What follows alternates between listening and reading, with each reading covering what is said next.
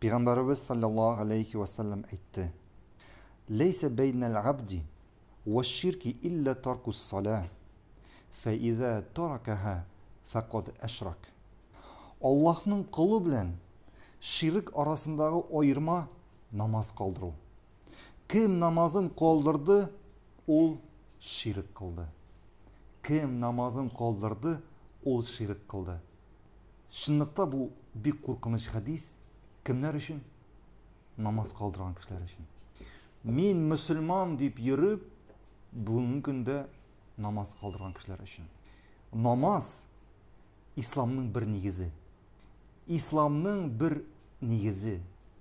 Allah emirlerin indirdi Peygamberimizge Cibril ferişte arkalı. Lakin namazını emir etkende Peygamberimizni ko'tardi ko'kka. Peygamberimizni ko'tardi ko'kka. Peygamberimize ham onun ümmetine emir etti namaz. Ham birinci emrinde ol emir etti 50 namaz. 50 namaz. Ham sonundan Peygamberimiz sallallahu aleyhi ve sellem kimitini sıragaş köp mertebe Allah subhanahu ve teala kaldırdı bardik 5 namaz. Ham bugünkü günde 5 namaz okuyan kişi 50 namaz okuyan ecir sevap Allah özüne. Ham aytganimizcha bu hadis bir korkunç namaz kaldıran kişiye. Namaz kaldıran kişiye.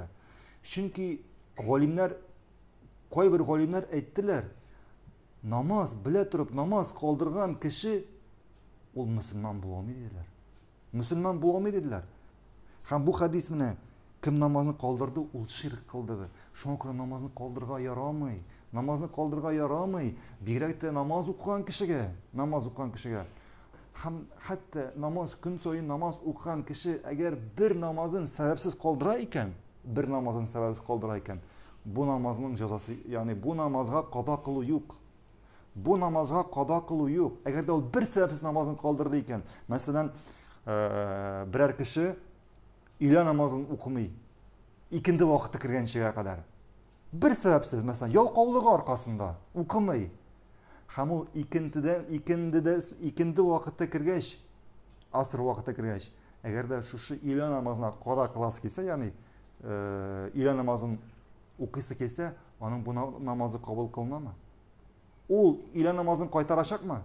Yok, qaytarmayacak. Ol bu namazın önünde qaytaramayacak. Hem bu namaz için sıralaşacak Allah karşında. Anladınız mı? Şuna göre namazını kaldırığa yaramay.